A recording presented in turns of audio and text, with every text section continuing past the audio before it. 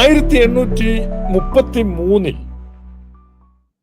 Joseph pit എന്ന് പറയുന്ന ഒരു മിഷണറി സാഹിബ് സെമിനാരിയുടെ ഭരണം ഏറ്റെടുത്തു. ജോസഫ് പിറ്റ് കോട്ടയം സെമിനാരിയുടെ എന്ന് ഓർക്കണം, സുറിയാനിക്കാരുടെ പഴയ സെമിനാരിയുടെ. ഈ ജോസഫ് പിറ്റ് ആണ് മണറാട് പള്ളിയിൽ എട്ടുനോയമ്പിന്റെ സമയത്ത് വന്ന് എട്ടുനോയമ്പ് എടുക്കുന്നവരെ കൊണ്ട് മാതാവിനെ തള്ളിക്കാനൊക്കെ ശ്രമിക്കുന്നു.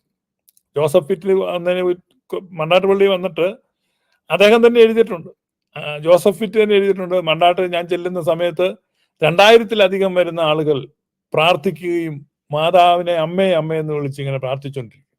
അപ്പൊ അദ്ദേഹം ചെന്നാണ് പ്രസംഗിക്കാൻ. ഇദ്ദേഹത്തിന്റെ പ്രസംഗം കേട്ടപ്പോൾ ആളുകൾ എഴുന്നേറ്റ് പള്ളിയുടെ പുറത്ത് വേറൊരു സ്ഥലത്തേക്ക് പോയി. അപ്പൊ ഇദ്ദേഹം തന്റെ പ്രസംഗം അവിടെ കൊണ്ട്, അപ്പൊ അവർ നേരെ ഓപ്പോസിറ്റ് സൈഡിലോട്ട് പോയി. ഇദ്ദേഹം വീണ്ടും അവിടെ ചെന്ന് പ്രസംഗിക്കാൻ തുടങ്ങും. എന്ന് പറഞ്ഞാൽ തന്റെ പ്രസംഗം കേൾക്കണ്ട എന്ന വിധത്തിൽ ഭക്തജനങ്ങൾ മാറി മാറി പോയിക്കൊണ്ടിരുന്നു.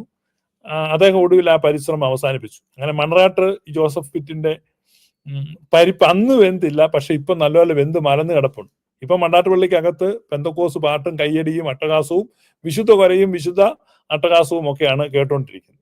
അപ്പൊ ഒന്ന് ഓർക്കണം, മൺറാട്ടുകാർ കേൾക്കുമ്പോൾ ഓർക്കണം, ജോസഫ് പിറ്റ് എന്ന് പറഞ്ഞ് മലങ്കര മെത്രാപ്പോലിത്ത വരെ കൊണ്ടുവന്ന് കോട്ടയം സെമിനാരി തീരെഴുതി കൊടുത്ത സായിപ്പ് വന്നിട്ട് പോലും മൺറാട്ട് അദ്ദേഹത്തിന്റെ പരിപാടി നടത്തില്ല. അങ്ങനെ മൺറാട്ട് പൂർവികർ ഉണ്ടായിരുന്നു, മനസ്സിലായോ? ജോസഫ് പിറ്റിനെ കേൾക്കാതെ അന്ന് സായിപ്പുമാരുടെ ഭരണമാണെന്ന് ഓർക്കണം.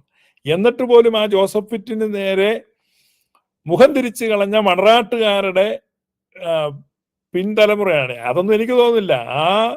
അന്നത്തെ ഒറിജിനൽ മൺറാട്ടുകാരൊക്കെ കുറെ പേരൊക്കെ മലബാറിന് പോയി, കുറെ പേരൊക്കെ വിദേശത്തോട്ട് പോയി. എനിക്ക് തോന്നുന്നില്ല അതിന്റെ ഒന്നും പിള്ളേരാണ് എന്ന് പറഞ്ഞു കഴിഞ്ഞാൽ, നാടൻ ഭാഷ പറഞ്ഞ തന്തയ്ക്ക് പറഞ്ഞവന്മാരാണെങ്കിൽ ഈ വൃത്തികേട് ഇനിയിപ്പോ കൂട്ടു നിൽക്കുവോ? അപ്പൊ മൺറാട്ടിന് അങ്ങനെ ഒരു ചരിത്രമുണ്ട്.